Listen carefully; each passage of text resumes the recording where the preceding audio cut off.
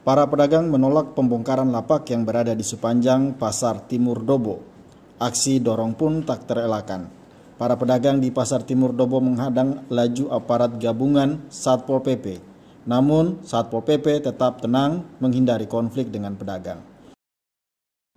Tapi Bapak, kalau Bapak dong gusur, Bapak dia kata dapat hidup dari mana sih? Bapak ketemu hidup kan baju ditiris begini Bapak. Pembongkaran lapak oleh Satpol PP dikarenakan para pedagang berjualan sudah melewati bibir jalan sehingga menghalangi pejalan kaki. Ketua Majelis Adat Aru Elisa Darakai menyesali adanya penertiban lapak pedagang kaki lima yang berada di pinggir jalan. Darakai mengatakan pemerintah Kabupaten Kepulauan Aru semestinya melakukan sosialisasi sebelum pembongkaran lapak pedagang. Saudara Muslim lagi menghayati bulan puasa ini, saya rasa itu belum pas. Mengapa? Karena pasti dia akan mempengaruhi perekonomian pihak yang ada punya kepentingan langsung dengan terjadinya pertumbuhan perekonomian di situ.